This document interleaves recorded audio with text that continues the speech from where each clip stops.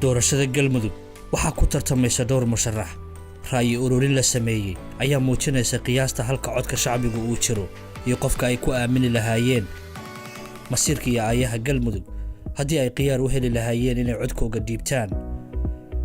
isugeynta 82,600 oo qof ayaa ka codaysay baraha bulshada. 47,100 cod waxaa helay musharax Cabdiraxmaan Odowa halka uu ka helay musharaxa ay dawladdu gadaal ka riixayso Axmed Qorqor 35,500 cod. warbaahinno iyo wariyaal Soomaali ah ayaa barahooda ku qabtay ra'yi ururintan. tusaale caasimadda online waxaa aragtidooda ka soo dhiibtay 15,700 oo qof. 58% waxa ay xusheen Cabdiraxmaan Odowa halka 42% uu ka helay Qorqor.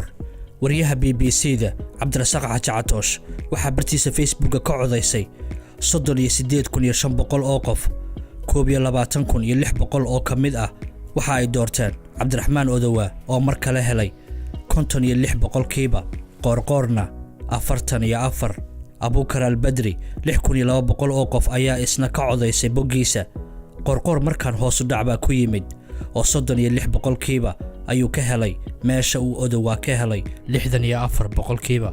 Cadaado Media Group waxaa ka codaysay iyaga boggooda wax in yar ka badan 10,000. Odowa waxa uu helay 56 halka Qorqorna uu ka helay 44. waa kuwan bogag kale oo shacbigu ka codeeyeen kuwaasoo sida muuqato looga adkaaday musharaxa dawladda. waxaa jira musharaxiin kale oo u tartamaya xilka madaxtinimo ee galmudug. website-ka Somali Elections ayaa 9 musharax ku tartansiiyay boggooga oo ay ku jiraan Odowa iyo Qorqor. 23,000 iyo dheeraad ayaa ka codaysay halkaana 40% waxa ay xusheen Cabdiraxmaan Odowa oo ay waliba codadka la qaybsanayeen 8 murashax oo kale. haddaba doorashada galmudug haddii ay shacbigu fursad u heli lahaayeen inay codeeyaan waxaa muuqata ciddii codkooga siin lahaayeen.